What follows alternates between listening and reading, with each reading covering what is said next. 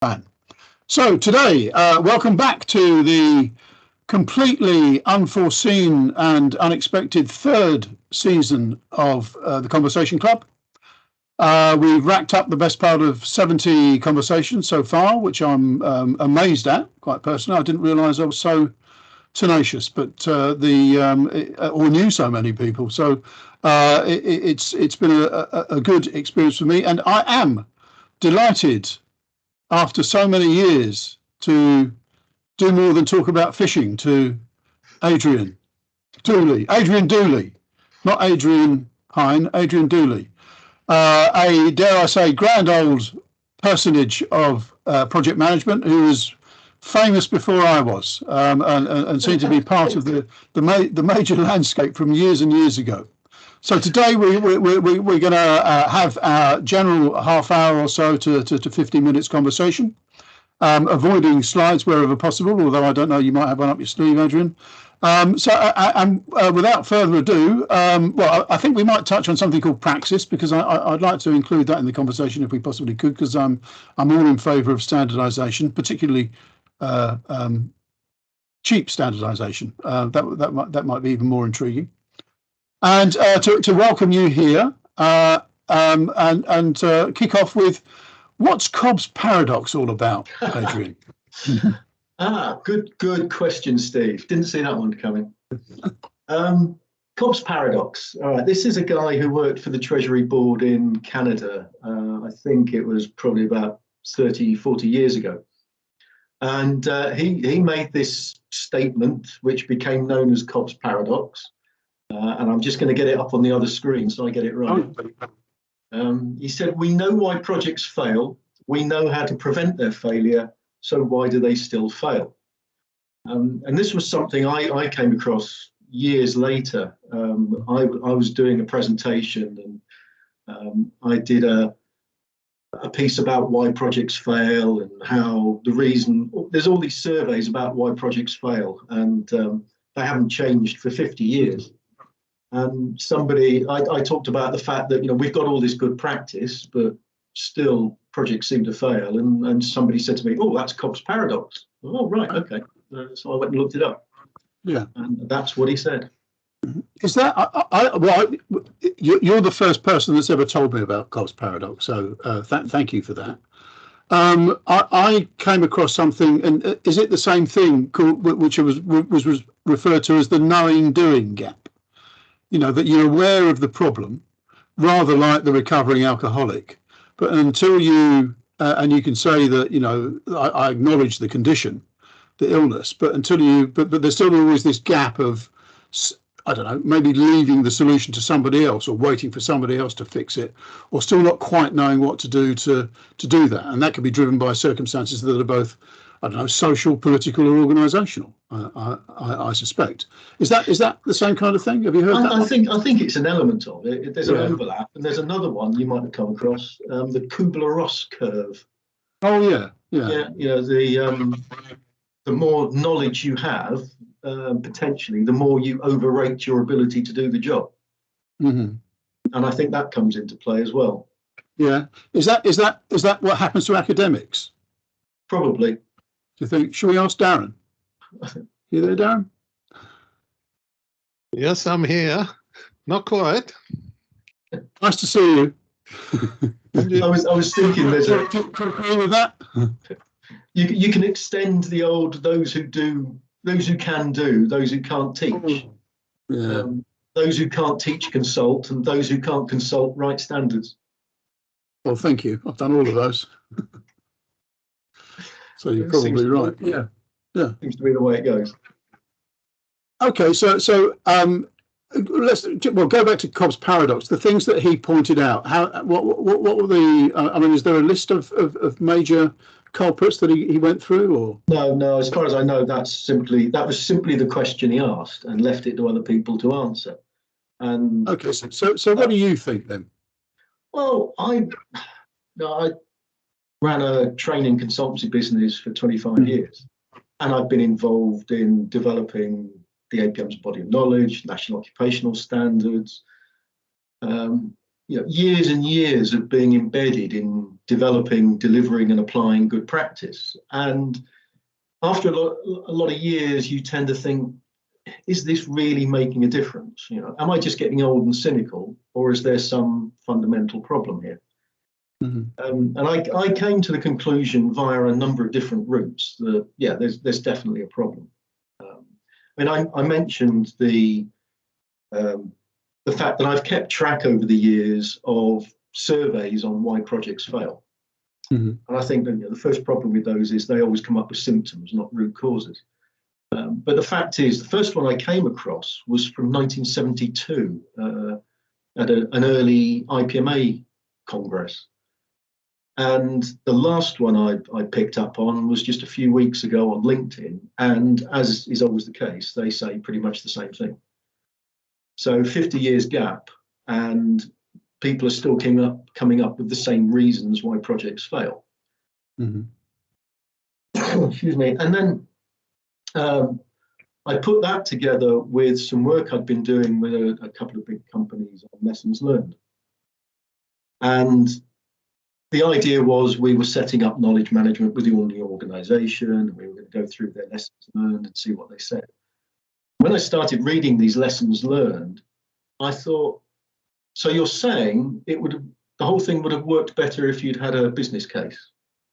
Well, that's pretty radical, isn't it? Then you go on to the next one. It says, well, if we'd known what the project was meant to achieve, or if we'd actually spoken to our stakeholders, and to a lot of experienced people, like our esteemed audience today, they're going to say, no, come on, surely not. That's the stuff you learn on the first day of a 2-day basic project management course. But then I had a chance conversation with a guy you may know, Martin Paver. Oh, yeah.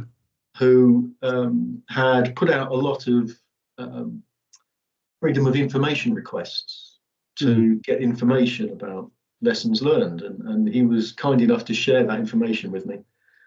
And I went through 1,300 lessons learned. And you can pretty much sum them up as, if we did the stuff that the good practice guides tell us we should do, then things would be a lot better. Which begs the question, so why don't you? And I think that was one of the motivators to put the Praxis framework together, which was to try and finally make some sort of difference, breaking down the barriers. All right, so that brings us neatly into what Praxis is then. Can you share that with the listeners? Well, as I said, I've been involved in, I passionately avoid calling it best practice, which is what is the term that most people use. But for me, there's no such thing as best. There is good, and it's, something might be the best in a particular context, but there isn't a blanket best practice. There is good practice, and it's written down all over the place. And when I had a company that delivered courses, we were delivering PMI courses, APM courses, prints, MSP courses, a whole range of, and all you're really doing is teaching the same stuff in a different wrapper. So once I'd retired, I was collared by the APM to produce the 6th edition of their body of knowledge. As the lead author. So we put that together, and my argument was, well, we've done the knowledge side of it, and what we've done is integrate projects, programs, and portfolios into a single body of knowledge. What we now need to do is to integrate a body of knowledge with a method, and with a competency framework, and with a capability maturity model, because those 4 areas together are what are needed either at individual level, team level, or organizational level to help you implement what the government is now referring to as project delivery, i.e. projects, programs, and portfolios. But we never got to finish that job. The vagaries of volunteer organizations where new brooms come in, it's difficult to maintain a strategy that lasts more than 2 years. So for me, the job was only 25% done. So I thought, well, I've got some time. I'll finish the job. So when was that then, Adrian? That was 2011. Right. Okay. Yeah. And it grew and it grew, and I won't say that I started out to break down these barriers that caused Cobb's paradox, but that's the direction it went in. My first ambition was to say, well, let's integrate all these different forms of guidance and let's democratize it and put it up on the internet for free. Yeah. This is the Wikipedia generation that we're trying to reach. So we put the whole lot up onto the internet for free to see what would happen. And I think the website was launched in 2014. Mm-hmm. And since then, volunteers have come along, ideas have been added, and we've developed it in a very iterative way to end up with this framework that, as I said, tries to break down the barriers to all this good practice actually being implemented in the workplace. Okay, so did you pull? What kind of material did you pull together then? Was it sort of filtering it away from the various bodies of knowledge, or how did you do that without treading on IPR toes or copyright toes? Well, I think if we start off with the PMI statement that's in the front of every body of knowledge, the book they produce is a guide to the project management body of knowledge, and the project management body of knowledge resides in the practitioners, the academics that actually apply it. So the body of knowledge is out there. It's not copyrighted by anybody. It's not owned by anybody other than those who are members of the profession. And when you've worked for so long with all these different publications, all of which sort of address just a part of the whole, then eventually it's fairly straightforward to produce this integrated framework that covers all of those areas and draws upon the collective wisdom of thousands and thousands of practitioners. So no copyrights were harmed in the production of this framework. Good, glad to hear it. Yeah. Did anybody get annoyed or irritated? Yes. There was one I heard secondhand, very famously, that somebody publicly referred to me as mad and disruptive. Oh. Which I took as a great compliment. Yes, whereas I tend to think of you as disruptive and mad. Yeah, well, it's depends what day of the week it is. Yeah. Well, yes, it's a compliment, isn't it? When depending on who says it. I'm not going to know you now. Okay. Well, no, I won't pull you onto that. But it's so you were you? I mean, it sounds therefore that you weren't necessarily doing this on your own. Was it with other like-minded souls? And are they still with you, or? Well, I mean, initially I won't bore you with the detail, but I had tried to get the great and the good together to do this some 3 years earlier, in 2008. Yeah. I even managed to get a meeting together of the creators and curators of some of the most famous best practice guides for 2 meetings to discuss how we should harmonize the different approaches, knowledge, method, competency. But after 2 meetings, they all decided that there was nothing in it for them. Right. So it fell apart. It was then the invitation from the APM to develop Box 6, which sort of kick-started it again for me. Yeah. So we did Box 6. I then continued that work to bring in method, competency, maturity, and I did that all pretty much on my own because nobody else. It was a mad and disruptive thing to do, and people didn't want to get involved.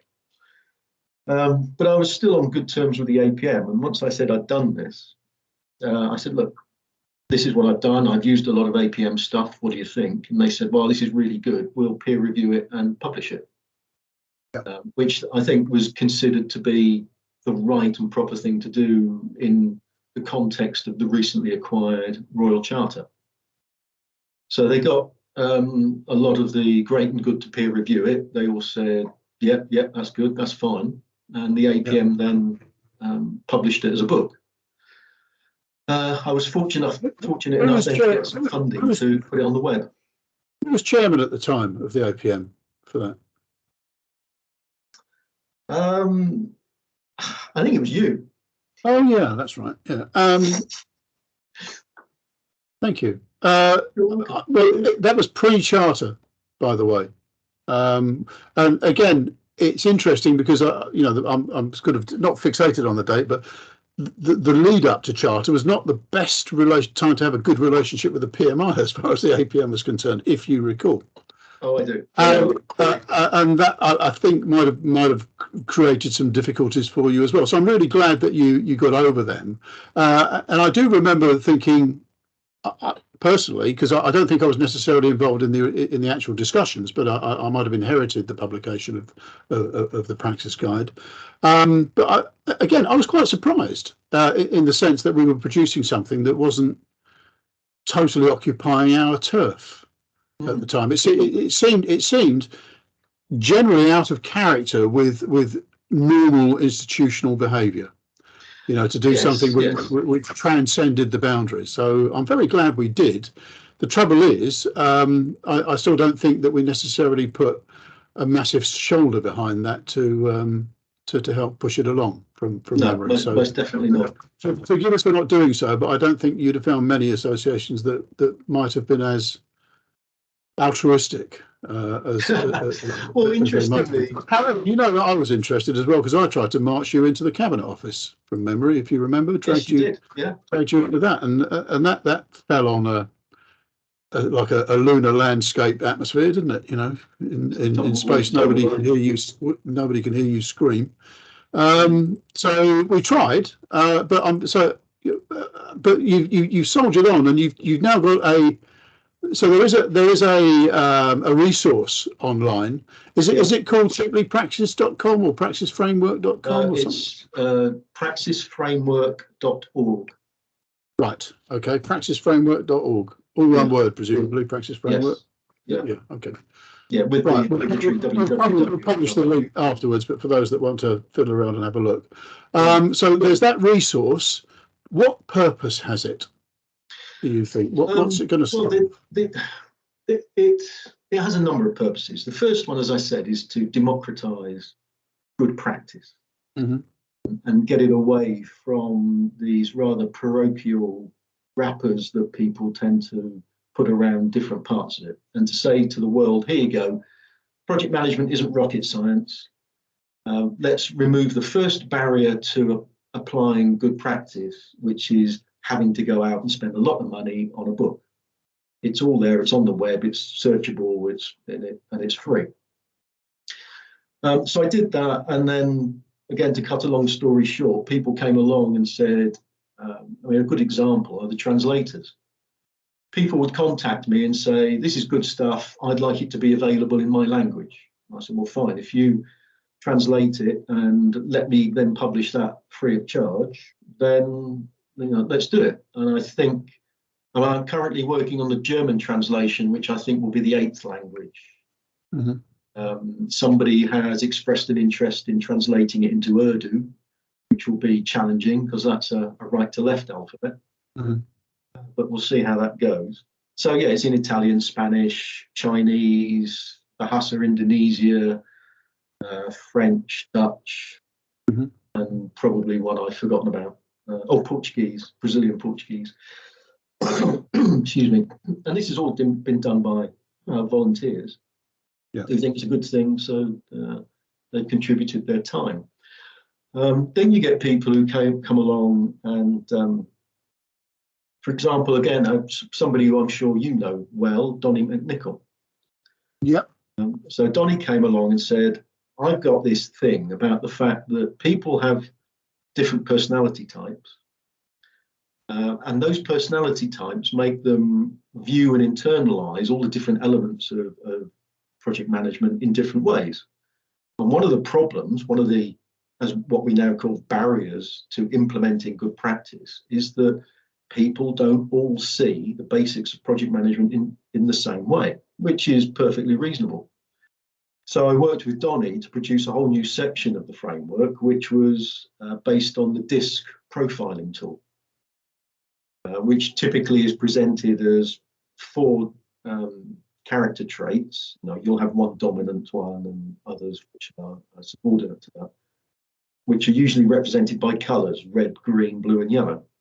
And so what we then did was to look at every item in the body of knowledge and say, well, how would a red person look at that? How would a green person look at that? How would a yellow person look at that? And we produced some ideas, put them out for review, asked people to do a DISC profile, and then look at what we'd said about their dominant colour. The results were very positive. So we've now added a whole section, which again is all about removing the barrier related to different people interpreting the basics of good practice in different ways. So is this personality types profiling rather than, again, a very broad brush, but, cultural differences, differences between different nationalities? DISC is the most common personality profiling tool out there. It's actually more popular than Myers-Briggs, for example. Right. But the thing is that anything which is Myers-Briggs is called Myers-Briggs. So that's very clear. DISC is an approach which is I think it's Wiley who own the term DISC, but then there's a whole load of other tools which are based on the same structure. And of course, importantly for us, there are free assessments online. So we're not saying, hey, before you use this, you've got to go off and spend a lot of money on a copyrighted assessment. You can do the assessment free online and then read the stuff that we've done. I've said to people, right, you've got project manager, project sponsor, you both do a profile, and then you read the stuff that we've written about how, say, a project manager who is a dominant red relates to a project sponsor who's a dominant yellow. And this might reveal why you're having some misunderstandings. And these relationships and the way that the dynamics interact, obviously people will be various shades of red, presumably, and the other colours. But is that underpin? How much kind of research has gone on that? Observational kind of research to see how well those things stand up. On the original DISC or on our interpretation of it? Bit of both, really. Well, the original DISC is well established, and I should remember the name of the guy that put it together. It's based on Jung's work, like so many personality profiling. But it was a very colourful character in the early 20s, I think, who put this particular one together. And there's an awful lot of research around it. As I say, I think it's Wiley, the publisher Wiley, who currently owns this. As far as our interpretation of it is concerned, we did a survey, we produced a draft, we did a survey, we put it out there for comment. The feedback was almost entirely, that works. I see myself in this, and I see that I can interpret things a different way to my sponsor or my team members, and that's going to be really useful. Excuse me again. But the key thing about the way we now publish good practice in the sense of Praxis is that it's all online. Every page online, whether it be a process or a function or a competency, has a comments page. So if people come back to us and say, well, I don't think you've got this right, and enough people come back to us with the same message, you haven't got this right, we can change it in a matter of a couple of hours. The whole idea is it's meant to be community driven. So all the people who volunteered as translators have said, yeah, well, how does this work? This doesn't quite make sense. So you improve it and you republish. If somebody comes back and says the stuff that Donnie and I have done on personalities isn't quite right, we can look at it, we can rework it, and we can republish very, very quickly. You know, it's not a 5-year update cycle. Yeah. It's more like a 5-hour update cycle if we feel that there is something that definitely needs changing. Yeah. Yeah. So yeah, it's about, you know, this mission to break down the barriers. I'm not saying we've identified all the barriers, but what we have is a framework that allows us to add stuff in, like the checklist, all the checklist stuff that we've done. I don't know if you've read a book called The Checklist Manifesto. I haven't. No. It's an excellent read. Yeah. I would recommend it to anybody. In a nutshell, excuse me, a surgeon was asked to improve mortality rates on surgical operations around the world by the World Health Organization. And this relatively small book, which I've got sitting on a shelf here somewhere, tells the story of how he came up with a series of checklists, which are now used in hospitals around the world, including all the NHS hospitals. And by using this approach, he reduced surgical mortality by 40% worldwide. The guy's called Atul Gawande. He's actually on TEDx on YouTube as well as the book. Yeah. And I read this, found it a fascinating read, and then put two things together. We developed this variation of the CMMI maturity model to include in Praxis. And again, I wasn't a great fan of the big set piece maturity assessments. You pay a load of money, the company comes in, talks to a selection of your project managers and comes up with the result that, no, you're not very mature at project management. Well, there's a surprise. And then they come up with a blueprint for how you can be a better organization. And of course, you've got to implement a program or set up a program to implement that blueprint. But you're starting from a point where you're actually not very good at running programs anyway. And then once you've done all that, they'll come in again, do a load of assessment and charge you another massive fee for assessing your new level of maturity. That to me just seemed crazy. Yeah. So I put that together with the checklist manifesto, and for every function, risk management, stakeholder management, planning, procurement, there is a checklist. And you can go online and you can fill in the checklist. Excuse me. I'm just recovering from a bit of a cold. So you fill in the checklist, and that enables you to start implementing the stuff you've learned on a training course. So one of the big things. Is this like a cue card then, Adrian? You know, almost like a sort of a prompt card or something that's not too big.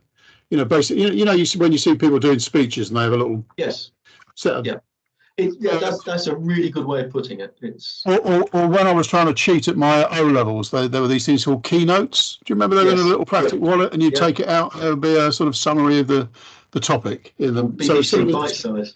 Yeah, that kind of thing. Yeah, is that so? That's what it's almost like mini topic checks. Yeah. Yeah. And what we're trying to do is to bring a number of things together. So, for instance, one of the barriers that I talk about is called Monday morning, because you send dozens of people on training courses. They sit there very politely for a week, study loads of stuff, probably take an exam on the Friday, hopefully pass it, go away and have a good relaxing weekend. And then on Monday morning, they start doing stuff the way they've always done it and forget about all the stuff they've learned, which is why you get these lessons learned reports that I was talking about, which is, well, yeah, it would have been really good if we'd spoken to our stakeholders. And I think, what?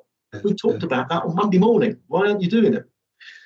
So the idea is the next week you have these cue cards, like Gawande's checklists, and you fill in the cue card.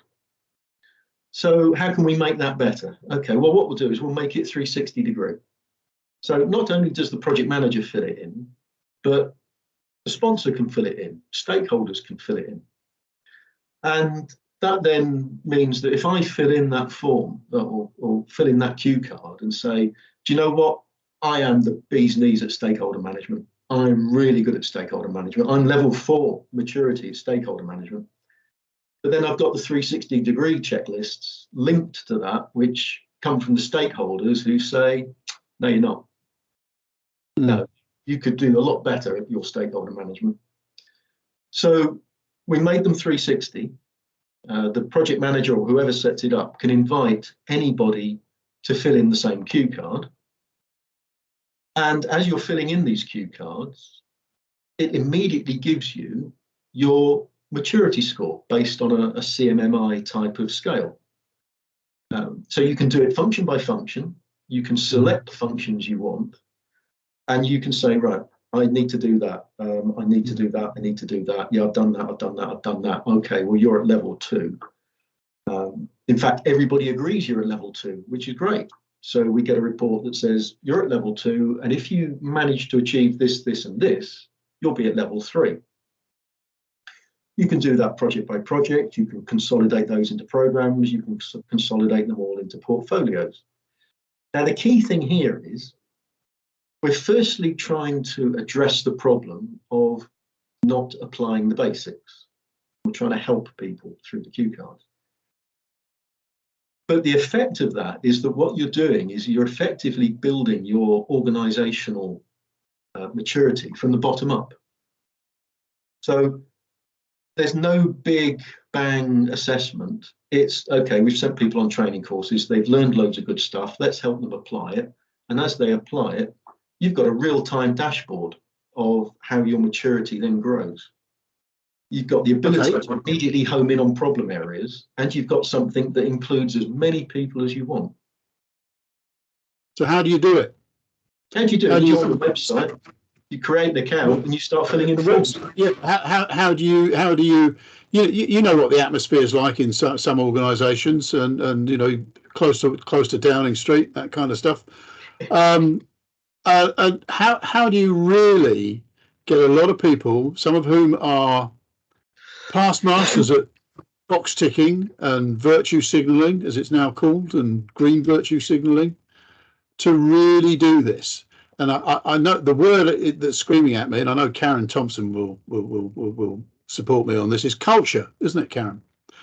It's not really, but it's how do you pitch this? How do you sow this, propagate it within an organisation to really change, or not change, but sometimes it's just make better what people think they're already doing okay with. But in a sense, it's sharpening and tuning, isn't it, really? I mean, they're not going to say, I didn't know about business case, I didn't know about planning and scheduling. It's how they do it, how they interact with each other. Yeah. Well, I think, you know, we can't sort of beat people about the head and say, you will do this. All we can do is provide the tools that will enable an organisation to put this together. But what we came up with, and I, you know, I don't for a moment want to imply that we set out with this grand vision and plan. We didn't.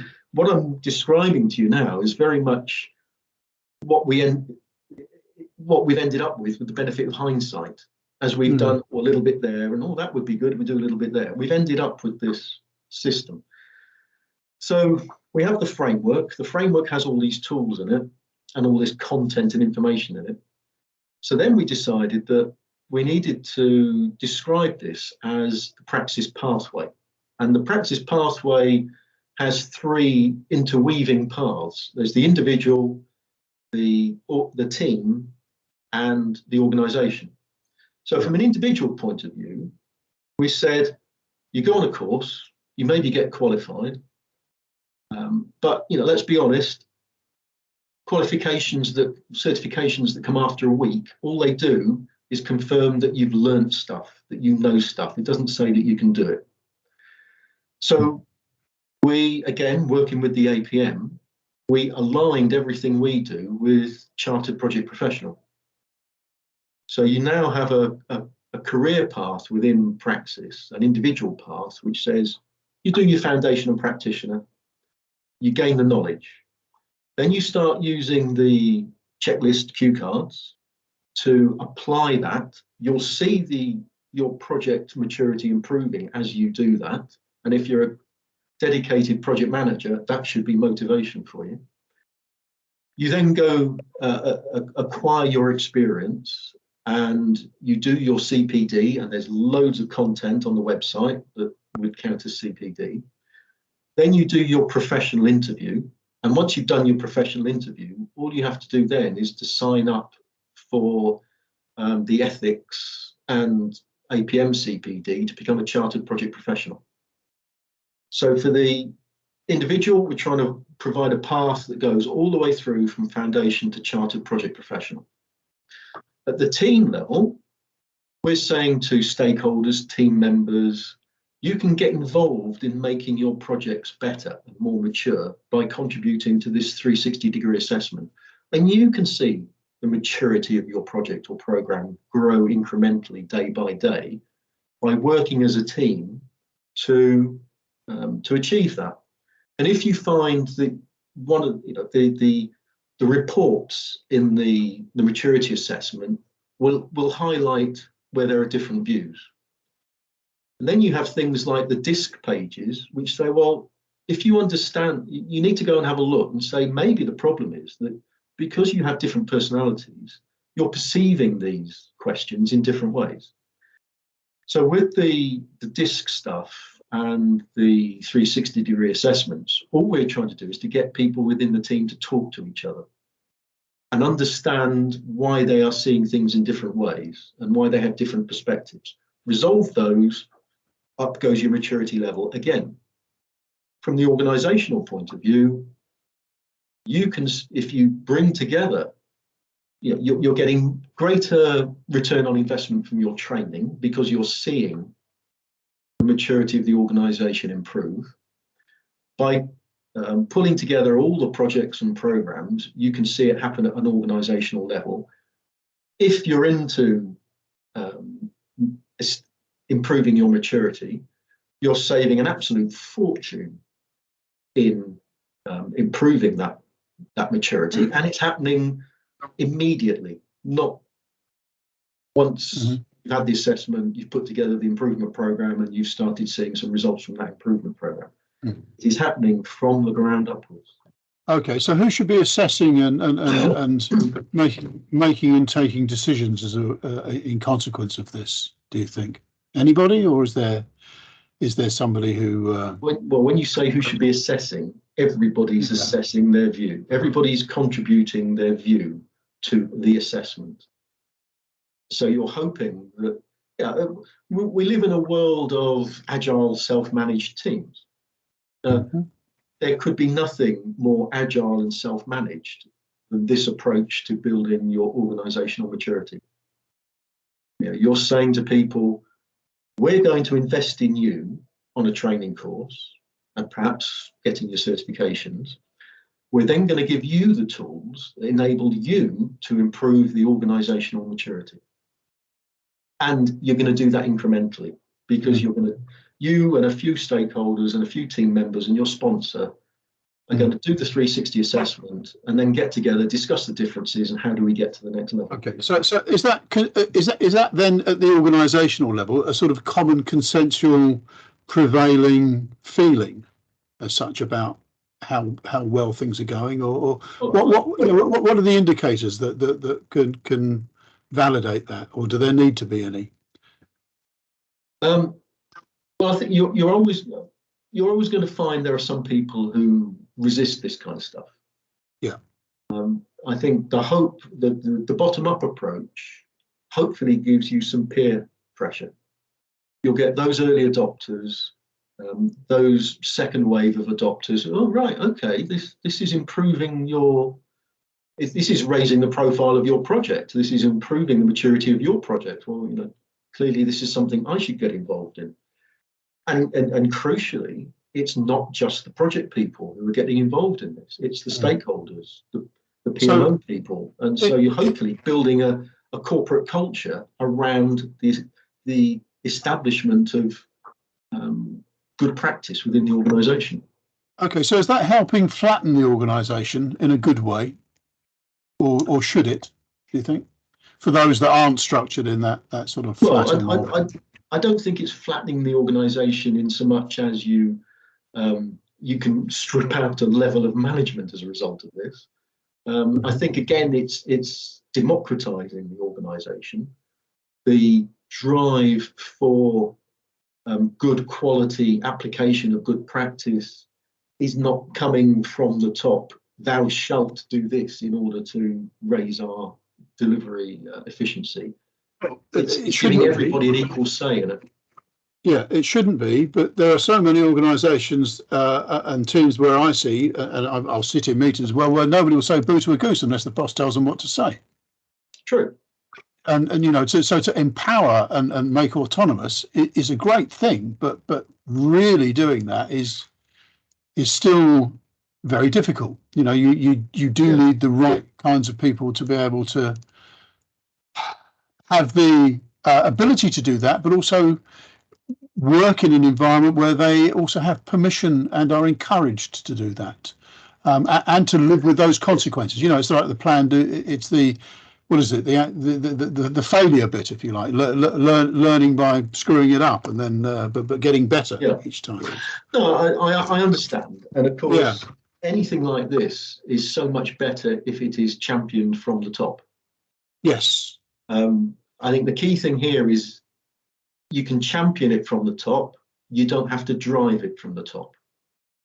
As long as you genuinely champion it from the top, then you can allow people to grow from the so an analogy that I use is the difference between a film producer and a film director. You know, so the producer is there to set the environment and make sure that the relevant bits and pieces are there, but then to, you know, decent producers then stay away. You know, they put the environment, the team together, but then that's what they do and fall short of that. You know, they're there to encourage and facilitate.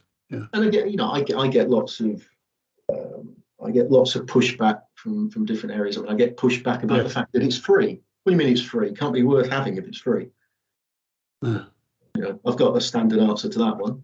I get pushback on filling in forms, and it was interesting. There's an interesting piece. I can't remember the exact numbers, but right at the very end of Gawandé's book, the Checklist Manifesto, you know, you're never going to get pushback like you get pushback from surgeons for filling in forms, especially when the procedure is that it's the nurse who's in charge of the form, and it's the nurse who can stop the surgeon from taking up the knife if this form is not filled in, or is not, this checklist is not completed satisfactorily. A bit like a pre-flight checklist for an aircraft. But in that circumstance, is it therefore formally embedded into practice? The use of this checklist as a kind of passport almost to. I read the book, and it said, you know, once they'd done the 7 or 8 hospitals around the world and the results were as they were, it was rolled out. And my daughter did a period as an anaesthetist in operations, and I said to her, you know, you ever heard of these checklists that are meant to be going on in the NHS in operations? And she said, oh yeah, the standard practice. Yeah, we go through at the beginning of every operation. And if we don't get a satisfactory outcome, the surgeon isn't allowed to proceed. But at the end of the book, the interesting thing was this guy got a lot of pushback from surgeons, and he then did a very large survey. Would you apply this in your theatre? Can't remember the exact numbers, so I'll just give you a flavour of it. It was 75% of surgeons said no. 75% of surgeons said yes, I'll implement that, which of course means 25 said no, they wouldn't. He then asked a different question, and that next question was, if you were on the operating table, would you want the team operating on you to go through this checklist? 96% said yes. So, you know, that shows you the kind of difference between, you know, I'm the boss here. I don't need to do that kind of stuff. Oh, they're operating on me. Yeah, well, actually, I'd like you to go through this boring checklist, please. Yeah. And there will always be those attitudes out there. And obviously, there's that underlying thing that underpinning this way of doing things is a grounding in the knowledge that's required to do the job effectively anyway. Yeah. So it's not as if it's not a fast track or just making up as you go along. Yeah. A couple of points. You mentioned the APM and the route to chartered. I'm assuming that you could point it at another qualification in another association or professional body or organisation and achieve similar results, or could you? No. A chartered project professional has 3 routes. One is you go through all the APM qualifications. Yeah. And you eventually get to chartered project professional. I think that's route 1. Route 3 is I've been there, done it. I've got the T-shirt. I've got the scars to prove it. Interview me, read my submission, and straight in at the top. I think that's route 3. Okay. Route 2 is the one that Praxis follows, which is we have an independent set of certifications. And maybe I asked the wrong question. Maybe I asked the wrong question. Actually, is it solely confined to use within the context of the APM Praxis, or can it be used? That's what I meant. I was trying to get you to say. Sorry. Which I misunderstood the question. Yeah, forgive me. No, not at all. I mean, it's one of the things that attracts a lot of people to it is that it contains a print MSP style process model. Yeah. But whereas, and that was that, I talked about those meetings in 2008. To provide a little bit more detail to that, it was basically trying to get the owners of the APM body of knowledge and prints, MSP, management, and MOP, management of portfolios, together and say, let's harmonise all this good practice. Let's try and come up with a consistent terminology, a consistent structure. After 2 meetings, it fell apart.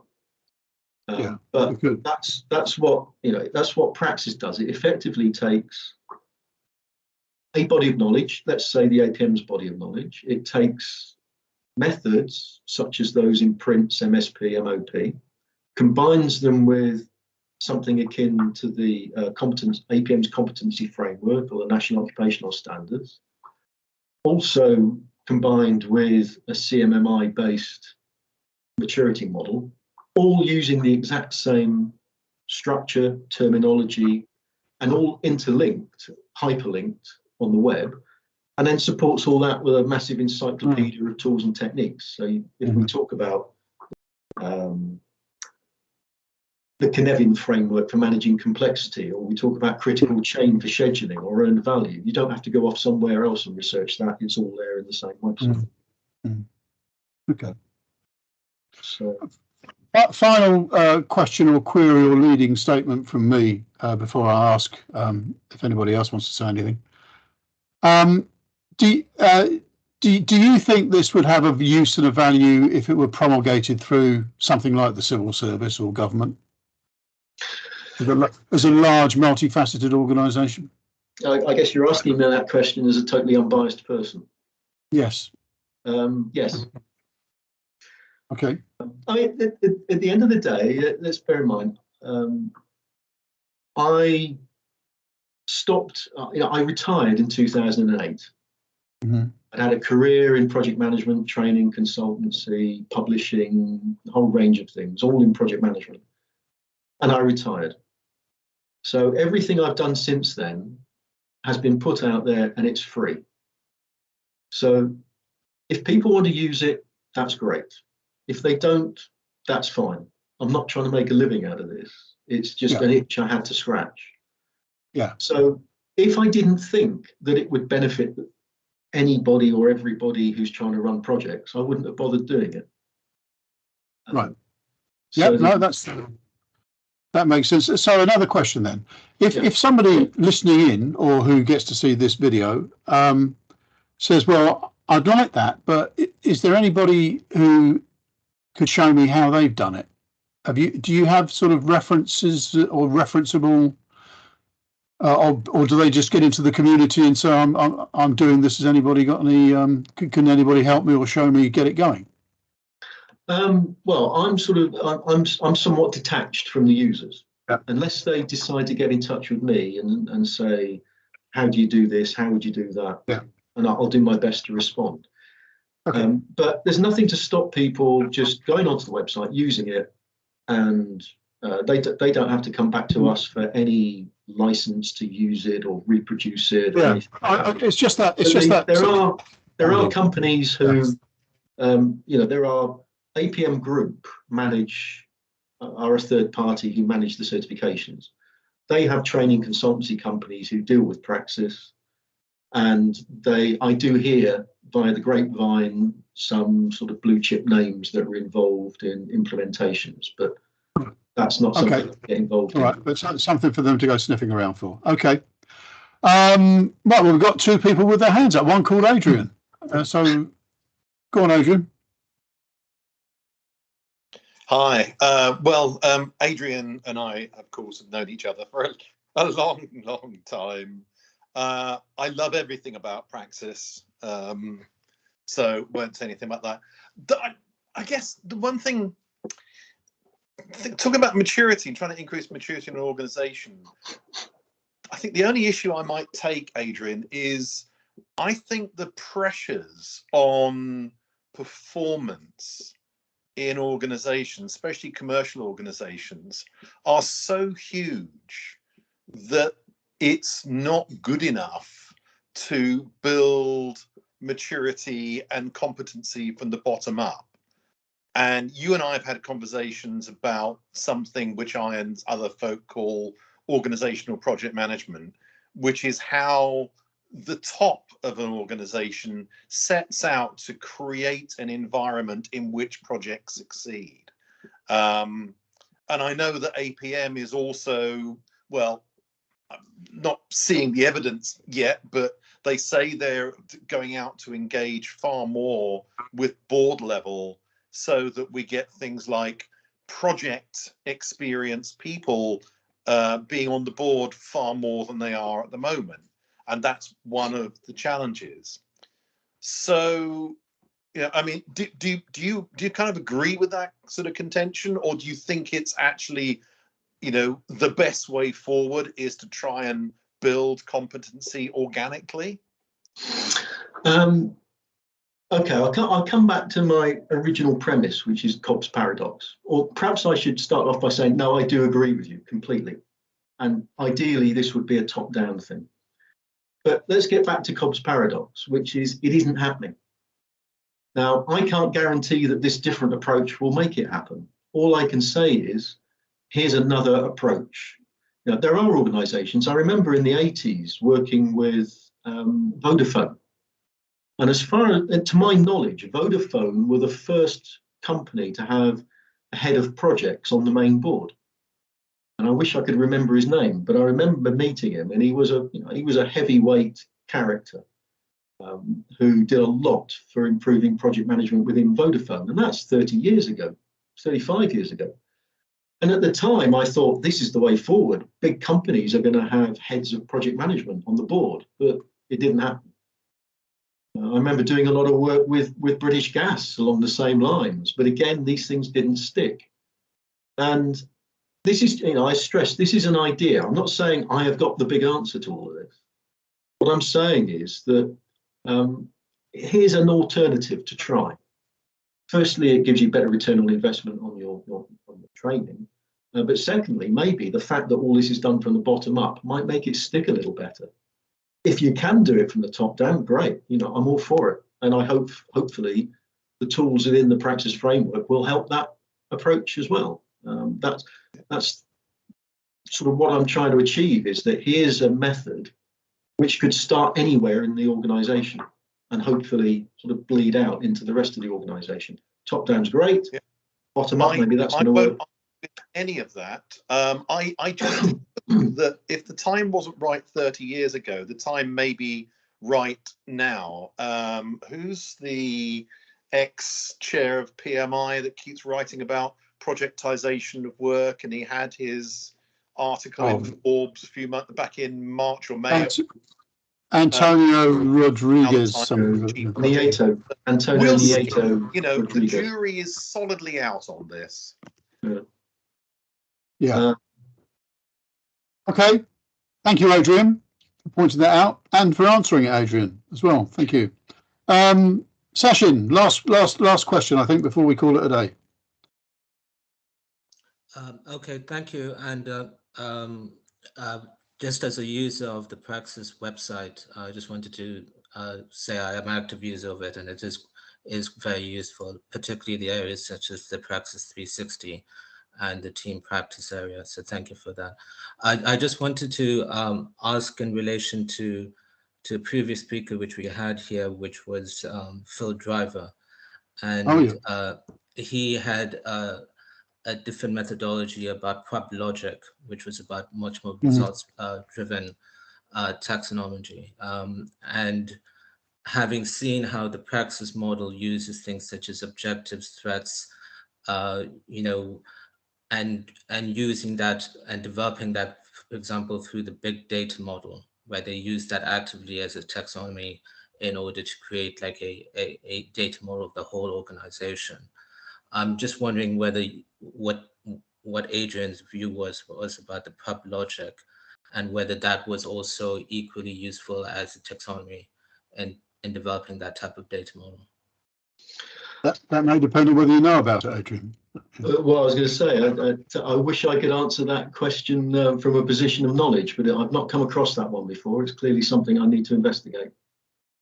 Perhaps, Sachin, could you bang that down in a paragraph or something, and we could. I might be able to broker at least introduce Adrian to Phil. Phil's got a more ambitious, larger take on benefits, and certainly the way that they bleed into social value rather than just run out once the project has been delivered, kind of thing. So, which I'm very interested in promoting. So I'd be happy to share and promote. Maybe think of incorporating into Praxis in some way, if that made sense. Options always. I'd certainly support it. Is your hand still up, Adrian, or are you waving? I think you might be waving. Okay, right. Well, we've done our hour. Very. See how easy it is to consume an hour. I found that fascinating, Adrian, and lots of questions, though, lots of challenges in there, but lots of incentives to try and make that work. It's almost like I wonder whether you surveyed whether it appeals to younger folk, for example, who are maybe less bound by structures and the strictures of doing things, and more willing to operate in a more anarchic fashion, you know, with a sort of disorganized tweaking, I was thinking of, or random tweaking, you know, not being at all pejorative, but, you know, when you are fixing things, you're, as a human being, you know, you're a complete system, and there are all sorts of bits and pieces that you don't have to do in exact order in order to achieve, you know, a satisfactory way of proceeding, even if it isn't absolute perfection. But you can always sort of keep on moving towards that. So on that, what is it something that appeals to younger people, do you think? I mean, have you got people talking about it in or this approach in any of the universities, for example, or academic establishments? I do know. Again, this is one of the issues about me being detached from the user base. All I can say is that via Google Analytics, I can tell you that there are a number of universities where you see a peak in visits to the website at the beginning of term. Yeah, and so also it's also nothing. It's almost nothing to do with project management. It's how we take on, adopt, and adapt ways of doing things, isn't it? And that yes. could extend way beyond projects as such. So, again, of value above all, I think, to the individual in terms of making them. If we could figure out how to do that without making it too prescriptive, then that's the real key to the success of this. Yes. Okay, well, we should ask you back at some point, Adrian, I think, to follow up on that and see how it's evolved. And I'll be very glad if you would accept that invitation sometime in the future, not too distant, I hope. And thank you again for sharing that with us all. Thank you very much. Fascinating stuff. Right, so I will draw this week's first go at the third series to a conclusion with the carrot that next week we've got the return of Tony Welsh, who is in charge of Thales in the UK, French outfit, but very active in doing things here and embarked. And I see some crossover here with what Adrian's spoken about with us today, embarked on a transformation program of trying to get the right kinds of people into their organisation rather than the best qualified. So a sort of Pareto shift of 80% behaviours and 20% technical specialisms is what the model they're aiming for, having surveyed their organisation 3 or 4 years ago and seen that it was 80% technical specialisms, 20% kind of focus on skills and behaviours and the right kinds of people, and failing miserably at their project. So they've decided to try and switch that entirely on its head. And again, I think a Praxis approach might be something that, if he hasn't looked at it or considered it, might be worth bringing to his attention. Anyway, he's going to come and give us an update. He came about 12, 15 months ago. He was due to actually give this presentation or this idea at the postponed EVA 25, now something like 3 years ago. So an update on that, and I'll be interested to see what he's got to say and what progress he's made since he's been given sort of sole charge of Thales. So that's it. So I wish you all, well, Adrian, get a bit better than you are and recover even more from your cough. Thanks once again, and look forward to seeing you all again for next week's conversation at Thursday at 4. Bye-bye.